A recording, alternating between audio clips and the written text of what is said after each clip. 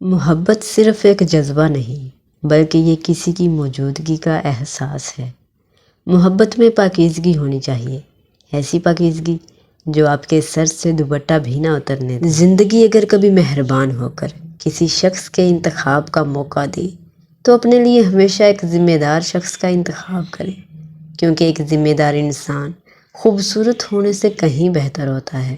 یہ محبت سب قصے کہانیوں میں اچھے لگتے ہیں۔ جب زندگی کی تلخ حقیقتوں سے پالنا پڑتا ہے نا، تو یہ محبت سب سے پہلے گھر کی کھڑکیوں اور روشن دانوں سے بھاگتی ہے۔ حقیقتیں بڑی دل خراش ہوتی ہیں۔ عورت میں انکار کرنے کی جرات ہونی چاہیے۔ ہر ارے گہرے سے بات کرنا عورت کے معیار کو گرا دیتا ہے۔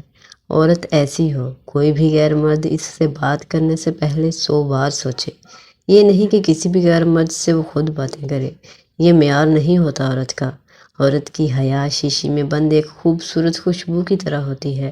اگر وہ خوشبو اڑ جائے تو خالی شیشے کو لوگ پھینک دیتے ہیں۔ ہر عورت پر جسمانی کمزوری کے کچھ ایام ہوتے ہیں۔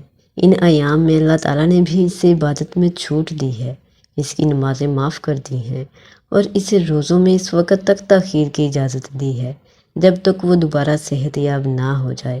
بس ان ایام میں تم اس پر ویسے ہی مہربان رہنا جیسے اللہ تعالیٰ نے ان پر مہربانی کی ہے۔ جس طرح اللہ تعالیٰ نے اس پر سے عبادتیں ہٹا لیں، ویسے ہی تم بھی ان ایام میں اس کی کمزوری کا لحاظ رکھتے ہوئے اس کی ذمہ داریوں میں کمی کرو، اس کے کام کاج میں مدد کرو اور اس کے لیے سہولت پیدا کرو، کیونکہ ان دنوں میں عورت سب سے زیادہ حساس اور جذباتی ہوتی ہے۔